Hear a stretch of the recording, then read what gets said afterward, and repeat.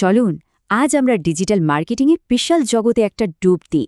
এখানে আমরা এর সবথেকে গুরুত্বপূর্ণ বিষয়গুলোকে এমনভাবে ভেঙে দেখাবো যাতে যে কেউ খুব সহজে পুরো বিষয়টা বুঝে নিতে পারে। তাহলে চলুন দেখে নেওয়া যাক আজ আমরা কি কি বিষয় নিয়ে কথা বলতে যাচ্ছি। প্রথমে আমরা মার্কেটিংয়ের একদম ভিত্তি নিয়ে কথা বলবো, তারপর দেখব আধুনিক মার্কেটিংয়ের জন্য কি কি টুলস রয়েছে। এরপর আমরা একটা সফল মার্কেটিং প্ল্যান তৈরির কৌশল শিখব এবং বিশ্বের সেরা ব্র্যান্ডগুলোর কাছ থেকে অনুপ্রেরণা নেব। আর সবশেষে আমরা জানব কোন সাধারণ ভুলগুলো আমাদের এড়িয়ে চলতে হবে। তো চলুন একদম গোড়া থেকে শুরু করা যাক। যে কোনো বড় কিছু গড়ার আগে তার ভিত্তিটা তো মজবুত হওয়া চাই, তাই না? মার্কেটিং শব্দটা তো আমরা হামেশাই শুনি, তাই না? কিন্তু এর আসল মানেটা কি? এটা কি শুধু টিভিতে বিজ্ঞাপন দেওয়া, নাকি এর পেছনে আরও বড় কিছু আছে? চলুন আজ সেই ধারণাটা পরিষ্কার করে নিই। এখানেই কিন্তু আসল বিষয়টা। মার্কেটিং মানে শুধু বিজ্ঞাপন নয়, মার্কেটিং হলো পুরো স্ট্র্যাটেজিটা। আর বিজ্ঞাপন সেটারই একটা অংশ, অনেকটা দাবার বোর্ডের মতো। বিজ্ঞাপন হলো বোর্ডের সবথেকে শক্তিশালী ঘুঁটিগুলোর একটা, কিন্তু আসল খেলাটা জিততে হলে পুরো বোর্ডটাকেই মাথায় রাখতে হয়। আচ্ছা, এত বড় একটা বিষয়ের মূল ভিত্তিটা কি? শুনতে খুব জটিল মনে হলেও উত্তরটা কিন্তু খুবই সহজ আর ক্লাসিক। 4 P's। মার্কেটিং বোঝার জন্য এটা আজও সবচেয়ে জরুরি একটা ফর্মুলা। এই 4টে পি, প্রোডাক্ট, প্লেস, প্রাইস আর প্রমোশন, এগুলো এক সুরে কাজ করে। ধরুন একটা নতুন স্মার্টফোন বাজারে আসছে, ফোনটা নিজেই হলো প্রোডাক্ট, সেটা অনলাইনে বা দোকানে পাওয়া যাবে, সেটা হলো প্লেস, এর দামটা হলো প্রাইস, আর টিভিতে বিজ্ঞাপন বা ডিসকাউন্ট অফার হলো প্রমোশন। এই 4টের মধ্যে যখন দারুণ একটা মেলবন্ধন হয়, তখনই কিন্তু আসল সাফল্য আসে। বেশ, ভিত্তি তো বোঝা গেল। এবার চলুন আজকের দিনে ঝাঁপ দেয়া যাক। আধুনিক মার্কেটিংয়ের দুনিয়ায় কি কি দারুণ সব টুলস আছে, চলুন দেখে নিই।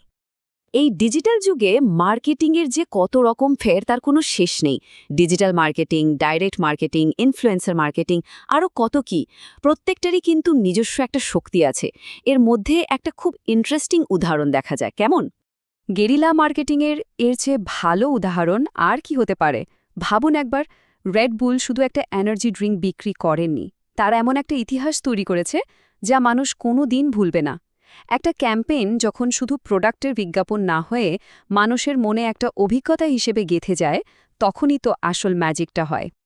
তো আমরা মূল বিষয়গুলো জানলাম, হাতে কি কি টুলস আছে সেটাও দেখলাম। এবার তাহলে নিজেদের সাফল্যের জন্য একটা নিখুঁত প্ল্যান বা ব্লুপ্রিন্ট বানানোর পালা। হাতে তো সব সরঞ্জাম আছে, কিন্তু সেগুলো ব্যবহার করে একটা দারুণ পরিকল্পনা সাজাবো কি করে? মানে এর পরে স্টেপটা কি? চলুন সেই ধাপগুলো এবার এক এক করে দেখে নিই। একটা সফল মার্কেটিং প্ল্যান বানাতে হলে এই 5টা ধাপ কিন্তু একদম মাস্ট। প্রথমে বুঝতে হবে আমরা এখন কোথায় দাঁড়িয়ে আছি, আমাদের চারপাশের অবস্থাটা কি। তারপর আমাদের লক্ষ্য ঠিক করতে হবে। আর সবশেষে আমাদের কাজের ফলাফল মেপে দেখতে হবে যাতে আমরা নিজেদের স্ট্র্যাটেজিকে আরও উন্নত করতে পারি। আর লক্ষ্য ঠিক করার সময় এই স্মার্ট ফ্রেমওয়ার্কটা কিন্তু দারুণ কাজের একটা জিনিস।